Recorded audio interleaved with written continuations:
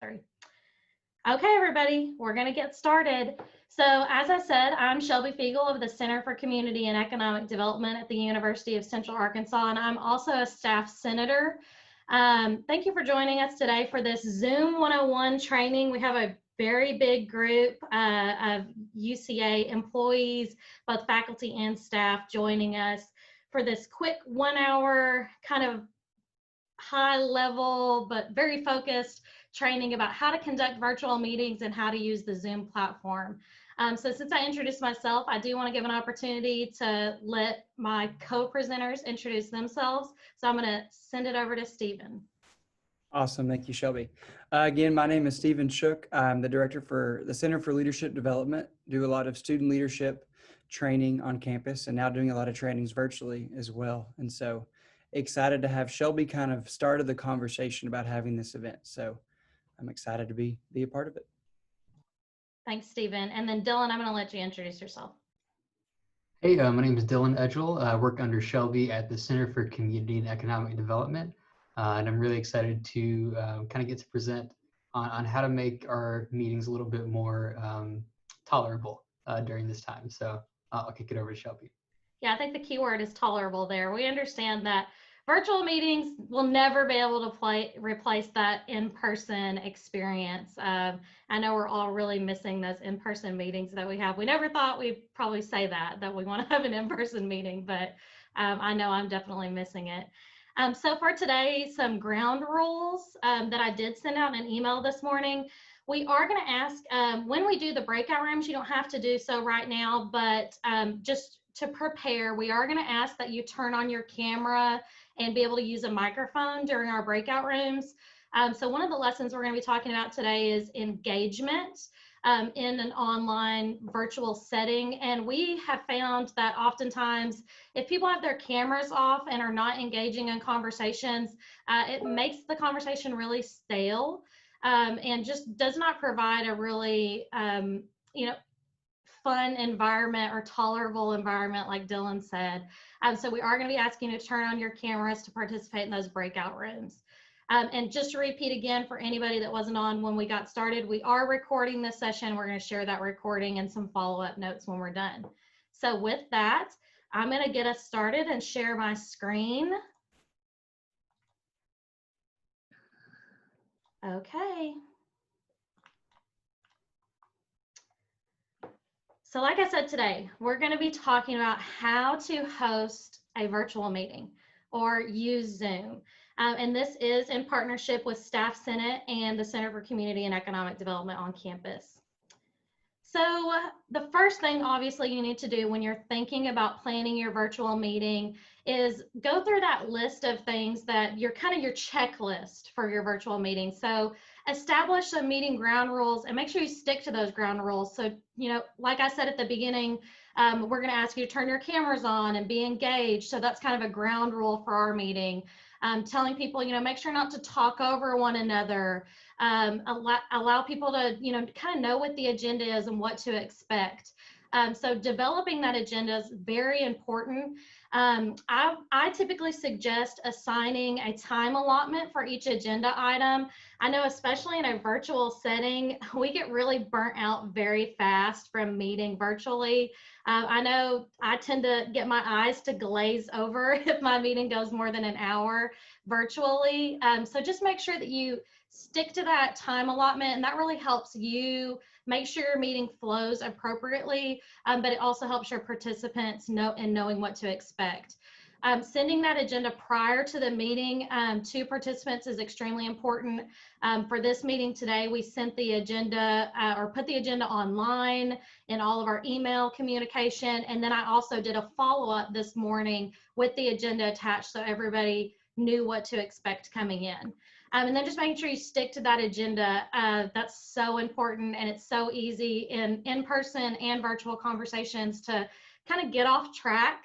But as a facilitator or leader of your virtual meeting, just make sure we bring everybody back. And an easy way to do that is just say you have something that you're contributing, and that's really great, and we want to have those conversations, but let's try to stick to our agenda for today, and maybe we can set up a separate meeting to discuss something that might not be on the agenda.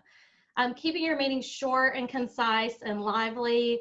Like I said, I typically say about an hour is the most that we can really function in a virtual world. If you do go beyond an hour, I always suggest maybe taking a quick break or doing something interactive to kind of break up that time of having somebody talk at you, which is what we're going to be doing later in our agenda. We're going to be doing the breakout rooms. Incorporating small group discussion is very important. When we have today, I know we have about 60 to 70 people on this meeting.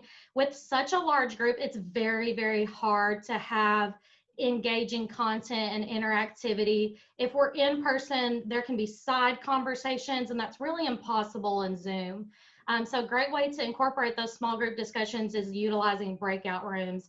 And if you haven't done so, we're going to teach you about breakout rooms today and talk about how best to use them. And then obviously using visuals whenever possible. Make sure you incorporate pictures in your presentations or videos, something that just draws people's eyes away from the little tiny boxes with our faces in them. So example one, there's our picture. So Zoom meetings are a lot like the Brady Bunch. You know, at the beginning of the show, we had all of our little faces and we all look at each other all over the place. But managing your virtual meeting and making sure that all of your participants understand their roles and responsibilities before the meeting. Again, I'm going to give the Zoom 101 training as an example of this. As I mentioned at the beginning, I renamed everyone that's going to be a breakout room leader to their name -- breakout room leader.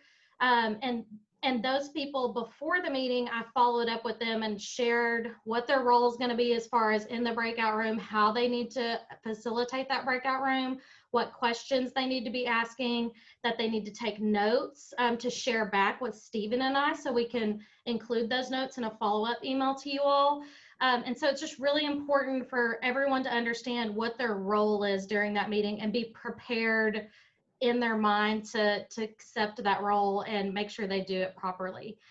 Beginning with a game or team building activity also promotes those personal interactions. That would have been really fun if we could do that today. Since we're trying to keep it under an hour, we're gonna just do the breakout rooms. But even doing something as simple as Dylan does a really great exercise at the beginning of a lot of our small group meetings where he asks someone to find something in their office that's interesting and share a story about that item. Or it could just be something as simple as, you know, what is everybody's plans? What's something fun or a movie that you've watched lately that you really enjoyed, or a book that you've read lately that you really enjoyed? So something as simple as just creating conversation that makes it more personal instead of just that stagnated, once again, somebody just talking at you for the duration of the meeting. Passing leadership roles to one another is also very important. We're going to also share that today with me passing the presentation on to Dylan and then Stephen. Hearing somebody else's voice also helps participants. You don't want to hear one person speaking for the duration of a whole hour meeting. So really try to diversify those leadership roles. And scheduling short breaks about halfway through the meeting if your meeting is longer than an hour, which I've mentioned. So everyone that's not speaking, especially during this part of our agenda today, when one person is sharing, just make sure that you stay on mute. Also, if you're the host of a meeting, you have a fabulous power under the participants when you click participants in Zoom, and you can mute all. And make sure if you do have anybody that kind of jumps in and forgets to mute themselves or unmutes themselves by accident, you have that power. But as a participant, that's something that really brings value, is just making sure you mute yourself appropriately when you're in an online meeting, because it's very distracting for presenters and other participants if you don't. Oh, my computer did the thing again. There we go.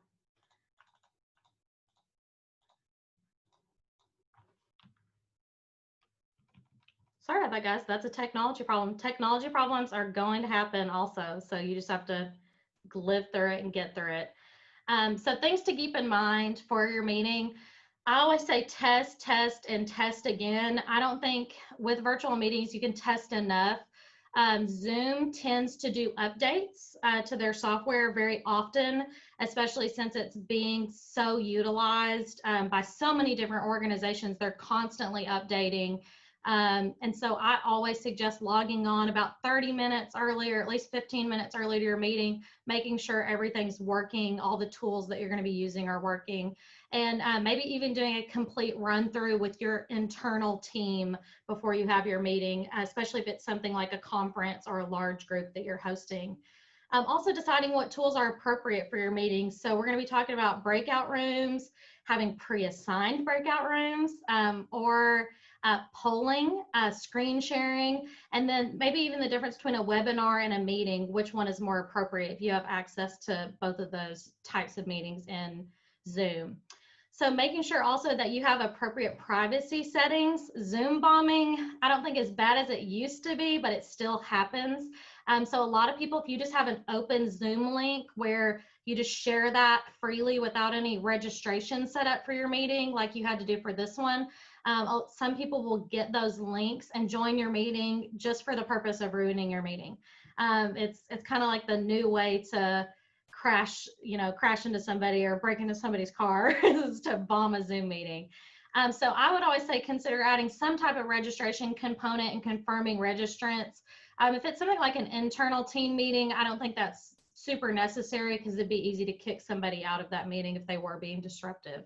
But definitely if you're having a large meeting like this, I would set up registration and then consider doing approved registration, which is when the host actually goes in and physically confirms each person that registers, or you could do an automatic registration where if somebody signs up, it automatically sends them a link to join. Making sure all your technology is working properly. Is your camera working, your microphone? Talk to your panelists and speakers and participants about hopping on before the Zoom begins and seeing what they need and if they have any issues, because you never know what's going to happen, especially connectivity issues. That's something we really can't control, but the earlier that you can identify someone that's having those issues, the better prepared you're going to be. Once again, being aware of those Zoom updates, especially if you consider there's a way to go live on Facebook and YouTube through Zoom. It's one of the options you have in your little panel.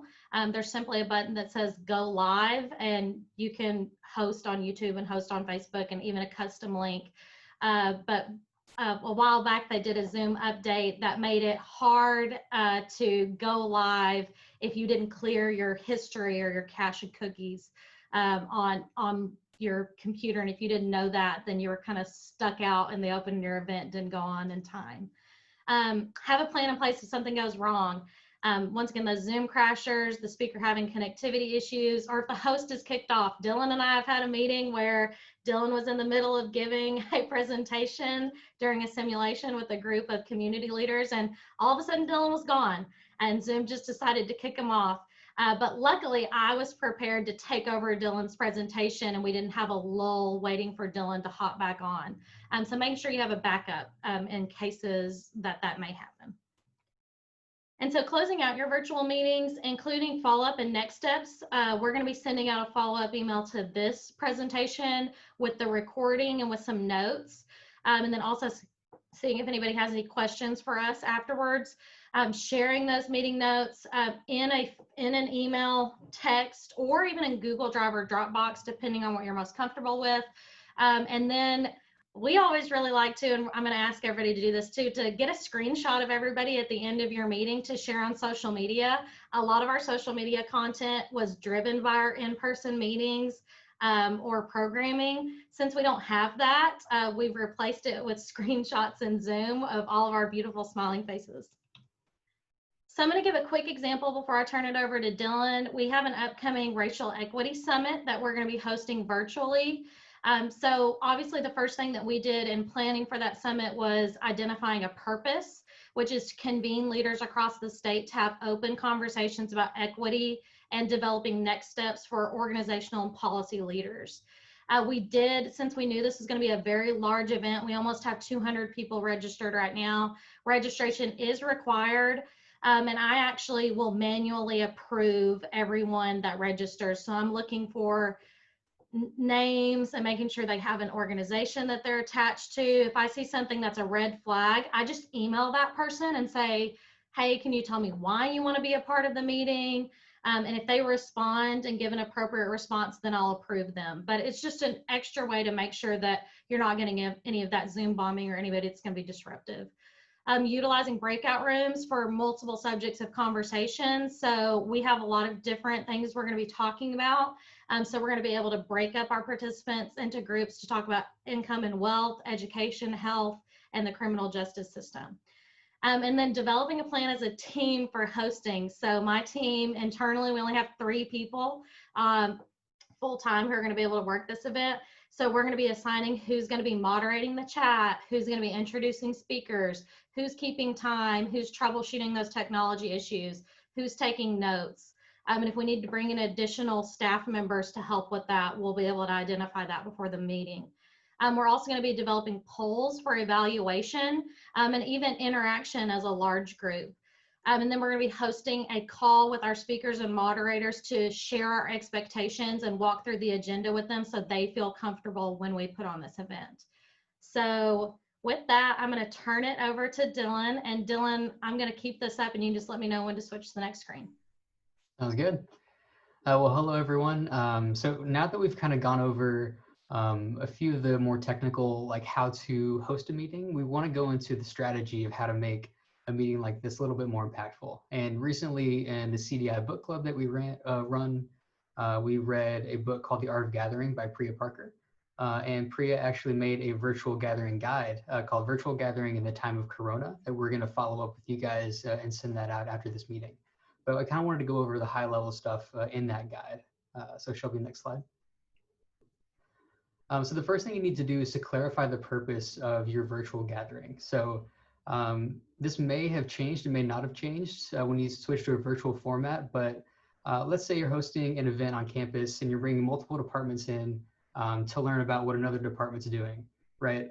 So the purpose of that event could be to share information, but it could also be kind of a cross-pollination of different people in different departments. So if that's the real purpose of an event, you might, when you switch it over to a virtual format, you might have like a social hour so that people can get to know each other in that way. You know, the purpose might not really be about the presentation, but it might really be about getting people together to make some new connections. So you could ask these 3 questions when you're kind of formatting that. So what is the most important need now for this group to gather around? What is the new heart of this gathering? And how might we create that online?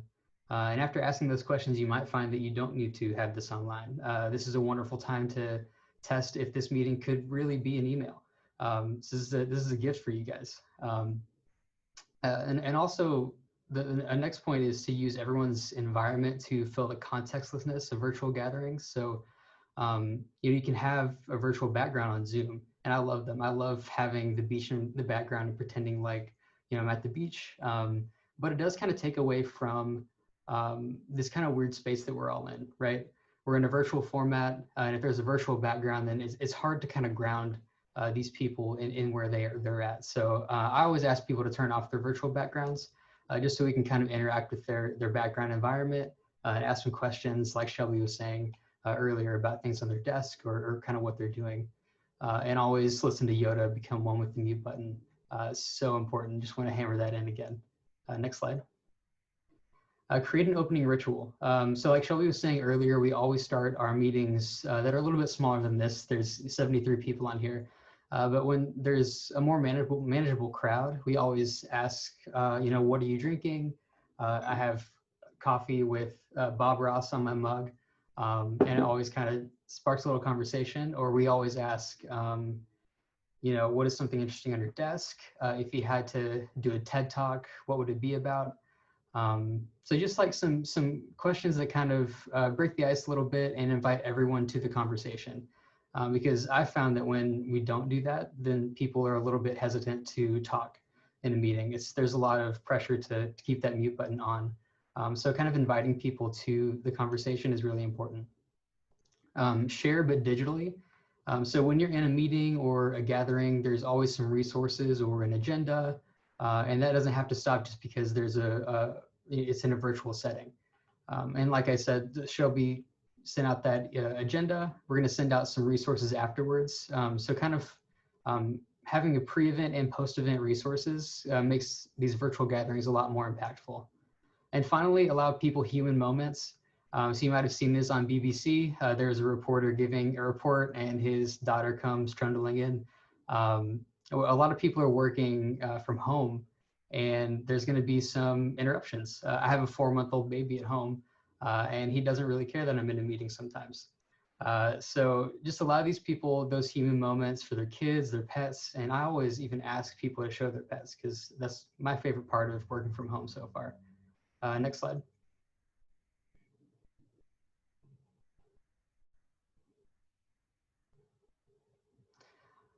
Break it up, so host different conversations in different rooms.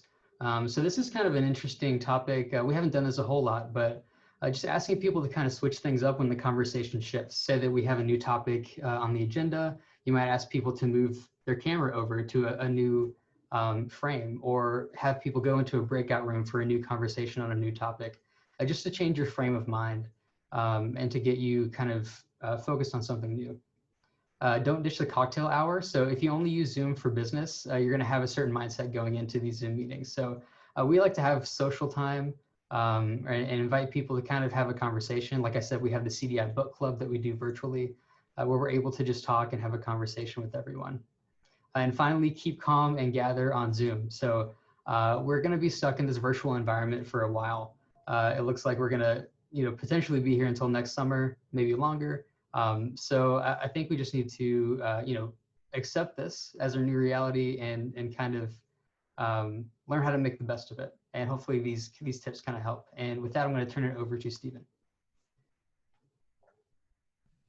Okay, awesome. So we're about to move into a more kind of interactive part of the training where we're going to all participate in some different things. But much like Shelby talked about, I think a couple of questions are important whenever you're deciding to host a virtual meeting.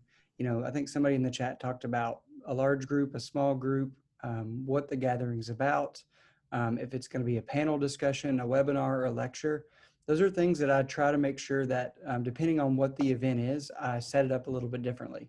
So like today, we're having some panel breakout speakers, like Shelby said. We're making them, we can kind of see who's the leaders of the breakout groups and then set that up ahead of time. So you wouldn't probably want to wait till the meeting starts and ask who's going to be the breakout leaders for the group, right? Some of that stuff, especially in a panel or an instructional webinar, you'll want to make sure you do those things first. And the other big question is, and I get this all the time, people say they're not comfortable doing things virtually. So what I've done for myself to learn is I linked up with some people that had that experience. And then I said, hey, can I sit on a meeting with you? Can I kind of see how you navigate this opportunity? And then I kind of learned some of the things, and then now I'm helping other people do that. So once you get a grasp on how to lead a virtual meeting, kind of serve as a mentor to help some other people work through that process. So, and these are just a couple questions. Again, we'll send this out that you'll just want to think about. Okay, Shelby, if we can go on.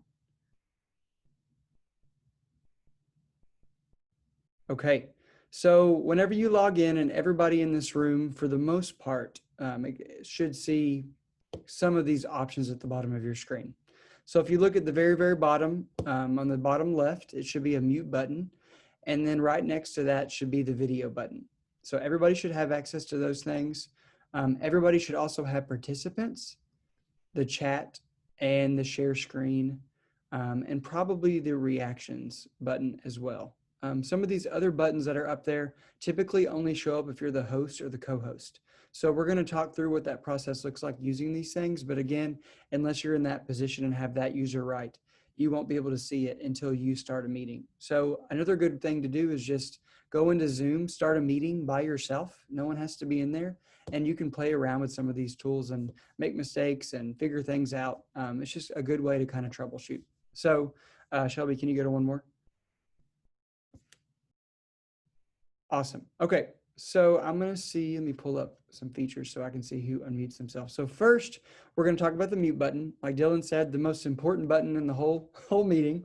And the reason this is important is because a lot of times people come in the meeting and they forget they're not on mute and they say all kinds of crazy things, right? While you're trying to have a discussion, you never know what's going to be shared. All kinds of things. So I just ask that if you're not sure, go ahead and mute yourself whenever you come in. There is a setting in advanced settings that I'm going to talk about in a bit that just says anytime I enter a meeting, I'm always on mute. So if you set that up that way, then you won't have to worry about that. But just to be safe, I always check to make sure. So if everybody could unmute themselves, you'll just click the microphone. See if we got everybody. Are we going to sing a song, Stephen? We can. You can pick a song. Still waiting on about 10 people. And if y'all click the participant box, you can actually see all the little microphones to the right of everybody's name. So if I scroll to the bottom, I see that a couple people don't have their microphones on. So you can tell who's not muted. And then if they have a microphone next to their name, I can tell that they are unmuted if there's no dash through the microphone. So and I think we got everybody. Okay, we can go back on mute. Or I'll put everybody back on mute if we don't.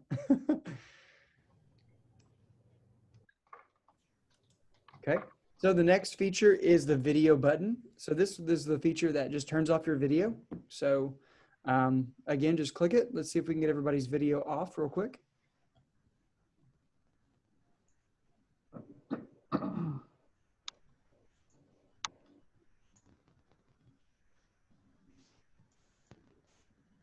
Okay, I think we got it. And if you have any problems and you can't find anything, please chat us in the group and let us know. So, okay. And then if y'all can turn webcams back on, then we'll move on. So the next tab, if you can go back for just a second, Shelby, to show that screen.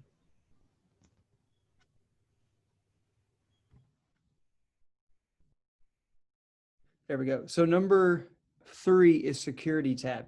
So again, that's probably going to show up if you're the host or the co-host, but it enables you to allow other people to share their screen. You can take off the chat room if you want to take the chat room off. I typically don't recommend that, but maybe it's just a presenter and they're not taking questions. You could turn the chat box off. You can let participants rename themselves, unmute themselves. So security is important to look at if you're the host and you want to enable or take away some settings. So that's one you'll want to play around with. Okay, to the next one, Shelby. And then the next one is participants. So this is super important. This is where as the co-host and the host, you're going to want to manage and see where people are at as far as connecting and interacting. And if they have their videos on, they have their mics on. So if you look in the participant screen, you'll actually see next to my name is a microphone and the level is going up and down. It's a black level up and down. So that shows that I'm talking.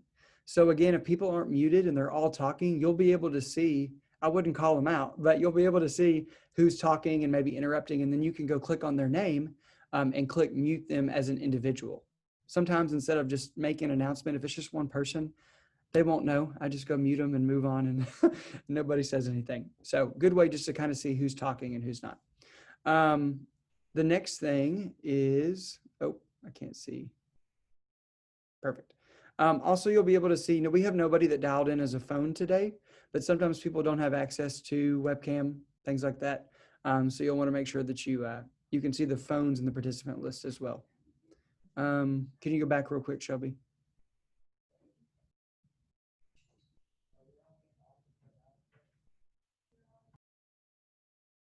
Sorry, Stephen, it's gone really slow. There we go. Perfect. The chat box. So that everybody click on the chat box at the bottom. It should be next to participants. You'll see everybody who's chatted. So you can't see who I've privately chatted. So the benefit of that is some people have asked me questions that maybe don't pertain to the whole group. It's just an individual response and it will distract people. So some people, I just send them a private chat. And so the way you do that is at the bottom, you'll see the 2 category. It says everyone. But if you click on everyone, you can then go down and search a specific person. So if I want to find Miss Charlotte Strickland, I can type in CHAR, she'll come up. And then I can type hi, press enter, and I just send her a message, but she's the only one who can see it. So if we need to have a private conversation and not interrupt everybody, then that's a good way to do that in the chat box. So recording is very helpful, obviously, to record the meeting if you want to send it out to people afterwards. The reactions, everybody click the reactions button at the bottom. Let's do a thumbs up. So usually this is good, right? If somebody gives a good comment, good feedback, good discussion, right? We can use reactions to help keep engagement up. That's important, like Shelby talked about. And then the last thing is the waiting room. So today we didn't have a waiting room. Typically a waiting room is done, like I said, in a smaller meeting if you can monitor who's coming into the meeting space. If you have 100 people coming to a meeting, there's no way you can monitor while you're presenting at the same time who is coming in the meeting. But if you're teaching a class of like 12 people, you'll know your students, you'll know your department. You can actually see them and then help them get back in the room. So it's personal preference, but up to y'all. Next slide. And we'll talk about edit profile pic. You actually can't do that on this screen. It has to be in your other Zoom application. We'll talk about that in a minute. So share screen, multiple or just presenters. Right now, Shelby, I think, is the only person that can share her screen. Typically, I have it that way because I don't want students or random people just pulling up random stuff on their screens. But if you want to have other people present, you want to let other people talk. If you click on, well, y'all can't see it, but if there's a little button next to share screen, it's a little arrow and you can click multiple participants can share. So you'll want to think about if you want to share or you want everybody to share their screen. So another option you can work through. The next thing is the poll option. And Shelby, do you have a poll we could launch real quick? If not, it's not a big deal. I was typing in the chat. I do not have one set up, but Dylan can go in and set up one real quick. Okay, sounds good. So typically what I do is I set up polls beforehand because it gets confusing. You can set up pre-polls if you've planned a meeting, but if you don't set up a poll beforehand, you'll have to do it when you actually start the meeting, which can take a little while. So typically I would recommend kind of knowing what the poll is going to be beforehand because it does take a few minutes to set up. So great to get feedback. Yes, no. If you're going to vote in a meeting, if you're going to ask everybody's favorite, I don't know, Sonic drink, I don't know. That could be a good way to interact with people, right? Questions.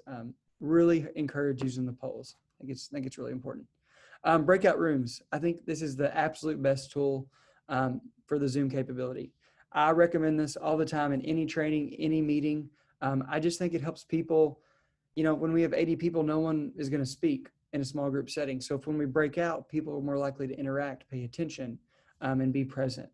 And so that's a good thing. We're going to get in those in just a minute. And so, and the good thing about that is if you host the meeting, say you make, say Cheryl, you host the meeting and you have 5 breakout rooms, you can individually go visit each of those breakout rooms and say, hey, do y'all have any questions? Can I help you?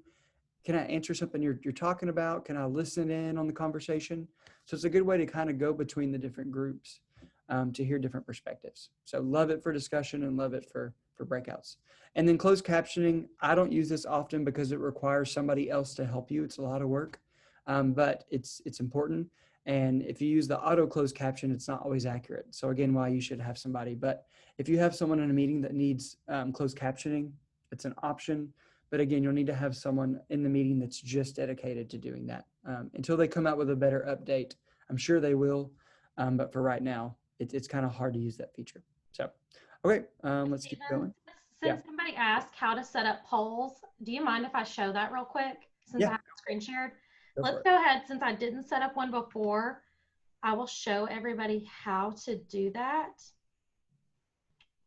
Oh, there we go. Okay, so if you go into Zoom, which you guys are going to get to see my Zoom account, it's really easy. You can even set up a poll. It's always good, like Steven said, to set up a poll beforehand, but you actually can set one up during the meeting. So if you go down, so I went to my meetings. I went to Zoom 101, which is what we're on right now. It's live poll at the bottom. We have not created a poll yet. So all we have to do is add a poll, and the title is going to be, ice cream. That's what we're going to talk about today. I'd like some ice cream right now. So do you like ice cream? And you can do single choice. So that's just like where people can select one thing, or you can also do multiple choice. We're just going to do single choice. I'm going to say yes, no, ice cream for ice cream. And you can save that. And you can also add multiple questions. So now that poll has been created, right? So now what we're going to do is I'm going to go to my polls option, like Steven had said, and I'm going to launch the poll. So everybody should see the poll launched on their screen. And so you can vote. And what it'll show the host of the meeting while that poll's up, it tells me how many attendees are viewing the poll and how many have voted. So right now it's telling me that I have 53% of people that voted, 57, 61, 66. So it'll tell you as people vote how many people have participated. It just depends on if you want to see if everybody's going to get engaged. I know we're going to probably have a few people that aren't voting because if they're not paying attention, obviously they wouldn't see the poll come up. Right now we're at about 90%, we're at 89%. So what I'm going to do is I'm going to end the poll. Oh no, we had a few more jump in. If you haven't done the poll, make sure you answer this very important question. It's critical to this training. Okay, so I'm going to end that poll, and then I can share the results with everybody. So you don't have to share those results if you don't want to. Like if it's an evaluation, maybe you don't want to share that evaluation piece with everybody on the call, but or on the Zoom. But if you wanted to, that's certainly an option. We had one person said they didn't like ice cream.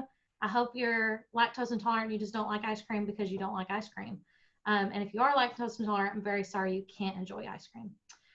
Many people are screaming for ice cream, which is really good. So then you can stop sharing those results. And if you have multiple polls, you can do all of those polls during the course of your presentation. And I'll turn it back over to Stephen. Okay, awesome. So good question just to talk about polls before we move on to the last slide is there's a difference between a reoccurring meeting and a one-time meeting.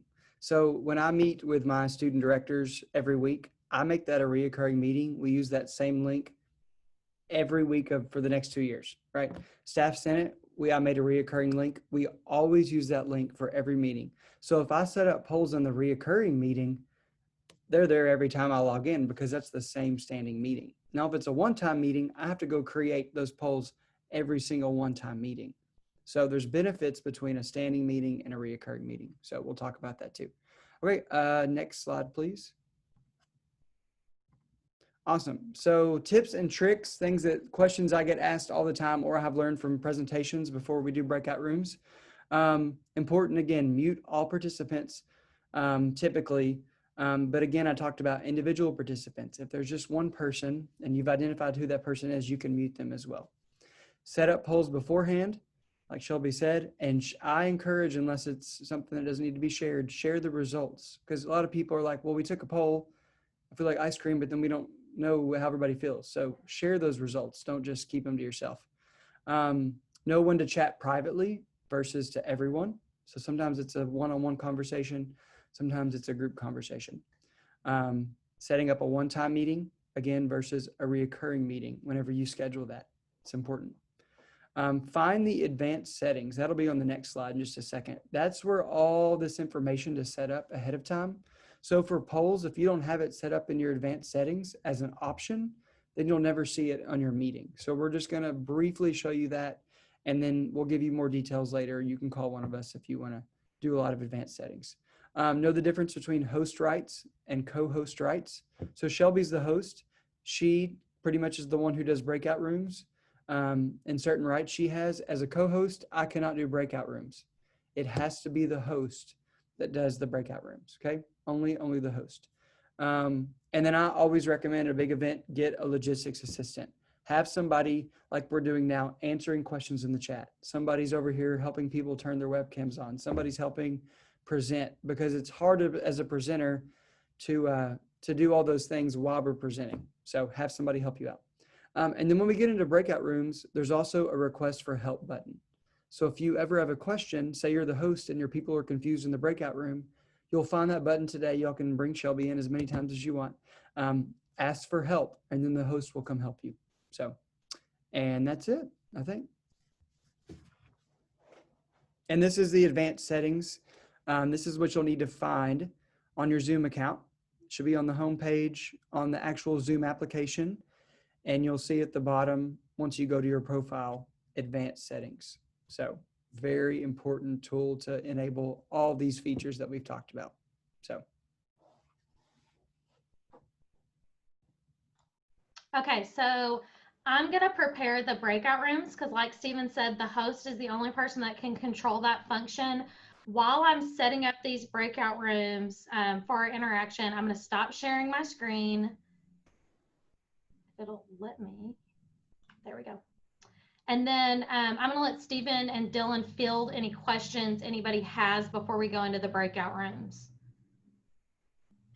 So hit those in the chat or say them out loud would be great for us to hear. I have a question. Yes. Where is the help button at? I don't see one that says help. It'll be in the breakout room, only in the breakout room. Okay. Yep. You'll find it. Thank you. Yep. And one thing to add, if y'all click on the participants tab, can y'all see at the bottom, there's like a yes, no, go slower, go faster buttons. So if the presenter's talking too fast, too slow, you can click a button, kind of let them know what's going on. There's a coffee cup if you need a break. I use those a lot in big meetings, 3-hour meetings or trainings. I'll say, y'all click the coffee cup. And that kind of lets me know, hey, let's take a break. We'll come back. So those are just important things. I see some thumbs up, some more coffee cups. Awesome. So some fun tools you can use to kind of know how your participants feel. So everybody, I want to walk you through what I just did with the breakout rooms real quick.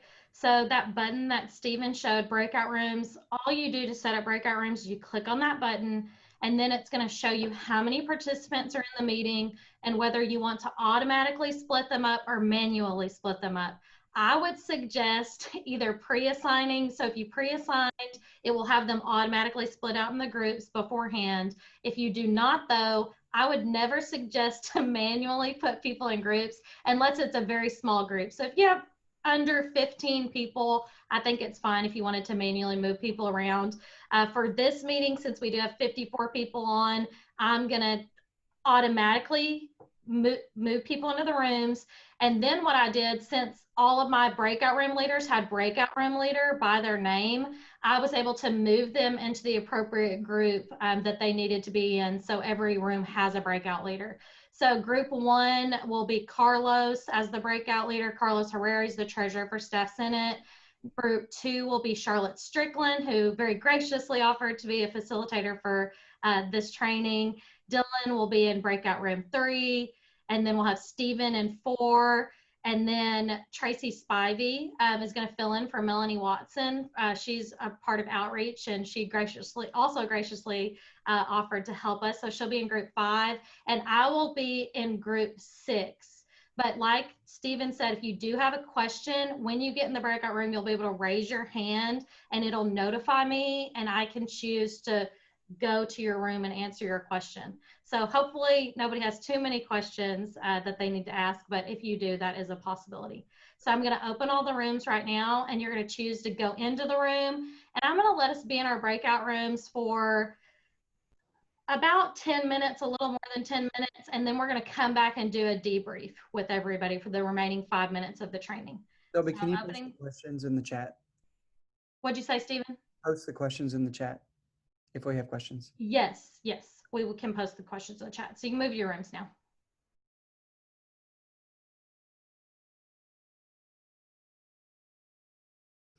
Hey, sorry everybody. We had some really engaging conversation in our breakout room, and I hope all the breakout rooms also did. And I feel bad for abandoning my group 6. I feel horrible. I hope Billy, Susan, Carol, Kristen, I know y'all are all in there, so I hope you don't judge me for the abandonment. Yeah, complete judgment here. I know that we have dropped off a few people because I know that we went a little past time. Breakout room 4 seems like they're wrapping up, and breakout room 5 is still wrapping up. So as soon as they're done, they had about 60 seconds once I closed the rooms, and if they're not done in the next 10 seconds, it'll automatically kick them out. So that's something else to know about breakout rooms, is when you do close the rooms, it does not automatically take everybody back to the big room. It actually gives them 60 seconds to wrap up their conversations before bringing them back to the larger room, which is a really nice function. Okay, it looks like everybody is out now though. Okay. So we went a little past time. We really tried to keep it under an hour, but I know that we had so many great conversations, and I visited a few different groups. We had some really good questions, and I made some notes on things that I'm going to share back with everybody, and let everybody know about the conversations that I had in different groups that I was a part of. I'm going to let our breakout group leaders share the one most interesting or helpful thing that they learned or talked about in their group. So mine was in group, I actually went to group 1 and with Carlos, and I really thought it was helpful when we talked about profiles in Zoom. Over, so. Okay, I'll email it and make sure everybody's muted real quick. Okay. And so we actually talked about having a profile in Zoom. That might be a reason why earlier Richard Hammond had asked why his profile picture doesn't populate sometimes. That might possibly be because if you're not logged into Zoom when you join a meeting, then your I guess population, like being in Zoom, is not associated with your Zoom account. If you aren't logged into your Zoom profile when you join a meeting. You can join a Zoom meeting even if you don't have a profile in Zoom. So making sure that you're always logged into your Zoom account in your browser will make sure that that profile picture is always populated. I think that's probably why some of you might be seeing that issue. So I just wanted to address that. And I'm going to turn it over to Stephen to share real quick. Okay, 2 super quick things. One great comment was sometimes we have Zooms that could have been an email, right? And so sticking to the rules that we talked about, making sure they're concise, making sure the meeting has a point. If it could have been an email, don't make it a Zoom meeting, right? And the second thing that we talked about, spent a lot of the time with, is my group really wants another in-depth training where we kind of have some conversations of how as a department, like a brainstorm session, how could I use some of these tools to increase my department, whether that be financial aid or accounts payable, or I'm just different departments. How could I specifically utilize Zoom and have more of an end user broad, more in-depth training on some of those things? So. Yeah, I think, Stephen, that's definitely something we can talk about in Staff Senate, because I think Staff Senate is a great way to identify those gaps across campus for additional training and bringing people to the table to have these conversations. I'm going to move over to Charlotte because she's next on my screen.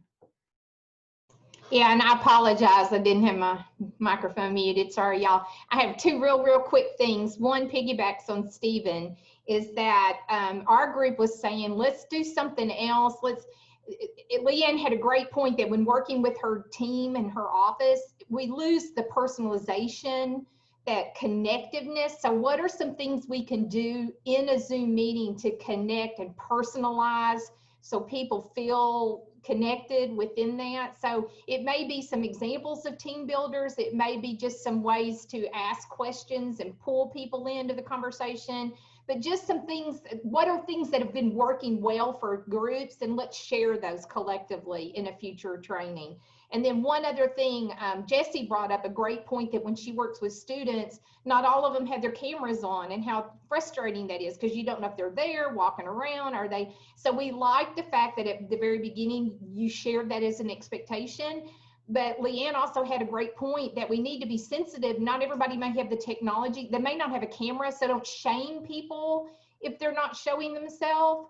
But try to encourage people that that's an expectation, and get them to lean in more when it comes to audio as well as camera.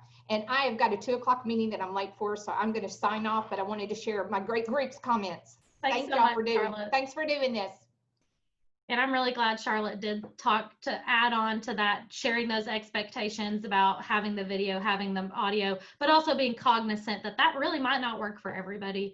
And so understanding, meeting people where they are is always, I know we all know that because we work at the university, but always meeting people where we are. Dylan, I'm gonna let you go next. Sure. I think that the biggest thing we learned, Michael was able to learn how to present his presentation that he's giving next week. So that was really good. And then we also had some questions about breakout rooms. and also talked about how Zoom is a really good way to kind of get to know everyone in this time where we're all kind of cooped up in our offices. So kind of using Zoom as a social platform as well as a way to get business done is something really important too. So it doesn't have to be all business. As Chanel just shared, we had popcorn parties and karaoke and outreach, and that was a lot of fun. Yeah, I don't know. I don't know how well karaoke worked, but it was a Yeah. fun experience. Definitely a unique experience that we will all remember forever. And I thank the good Lord every day that we decided not to record that particular Zoom meeting. That's what made it fun. Right. Okay. And Carlos, do you have anything else to add to? I shared a little bit about your group, but anything that I might have missed? The biggest takeaway that we got from today was just learning how to use breakout rooms and the polling feature. Just how we can actually utilize those in future meetings. Thank you. And then I think last but not least, Tracy. Hi. So yes, the takeaways were to use the breakout rooms a little bit more in the polling feature. We think the polling feature is going to help out a lot. But on the other side, on the flip side, it's just hard to come across, especially to international students. You know, there's that delay, and then just, you know, the translation. It's hard sometimes to do that. But Cheryl talked about how she does games with her students, so like a bingo game, and so that they can talk about. It's like a bingo, who has two sisters, you know, or who has a brother, or who has, you know, and so they get to kind of know each other in that way. So that was a plus. But it is a challenge, and it's a challenge for some professors who don't have the support like a team like we do. We're lucky we have a team. So if I want to, you know, Dylan to co-host, he'll say, sure, I'll co-host and I'll set up the polls while you're doing this. And, you know, but a professor doesn't have that to fall back on. And so that's a challenge, trying to do that and work with some of the other online technologies that they have to work with. So, and also how to engage students online for a social activity. They don't want to do that. So how can you get them to engage online? If anybody has any suggestions, that would be great. And also, has anybody done anything with choral, like singing, like harmonizing, and how do you do that? Okay, Oh, Lord, Tracy. Michael raised his hand. Okay, I want to hear this. Oh, unmute, Michael. I asked Michael to unmute. Hopefully he can. Oh, There. okay. Can you hear me now? Yes. Okay. Yes. I've tried some musical collaboration with a buddy of mine in Austin, just up the road. And what we found is that it's impossible to get the timing right. There's what they call latency, and it just doesn't. You just can't get things to lock in. I've seen presentations, you know, people talking like, say, symphony orchestra conductors and so on, saying like, it's just, forget it. There's no point in even trying. They don't have that technology yet to link everything up time-wise. Whitney, were you praising Michael's words, or do you have a comment? No, I was going to say, my husband pastors a very small church, and so during all this, we've been having church from our living room. And what we discovered is with the microphone that you're on, you have to turn off original sound because there is automatically a delay on the original sound with Zoom. And we found that when we turn it off, what we do musically at the house with instruments and vocals comes out all at the same speed, whereas when the original sound is on, it's all janky and stuff. Now, I don't know how that would work with multiple people in multiple places, but I do know it's possible. I've got some music majors that work for me. I can see what I can find out.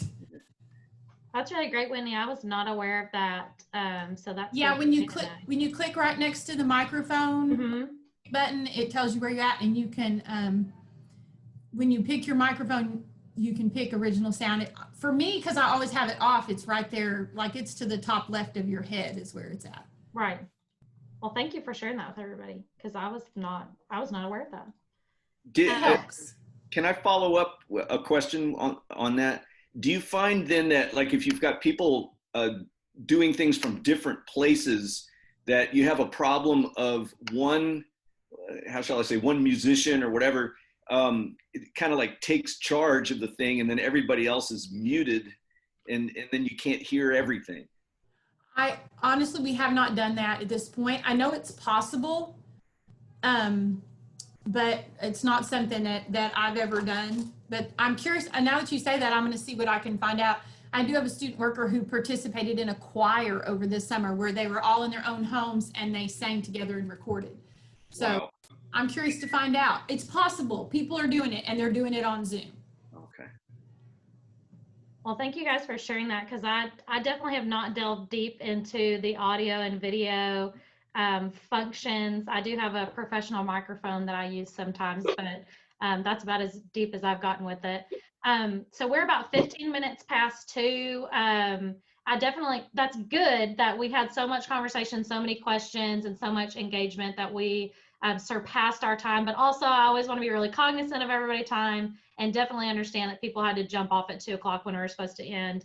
And I just want to say again, thank you so much for taking time, talking to us, giving us feedback, definitely giving us a plan to move forward as well, and kind of expanding on this since it's needed.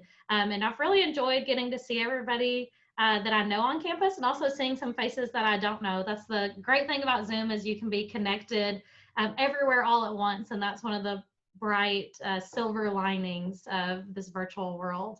Stephen, Dylan, do you guys have anything before we check out? Nope. Thank you, everybody. Appreciate Yeah, it. thanks everybody. And we'll be sending a follow-up email to everyone. If you have any other questions, please email me and Stephen. Okay, well, that's it. Bye, everybody. Thank you.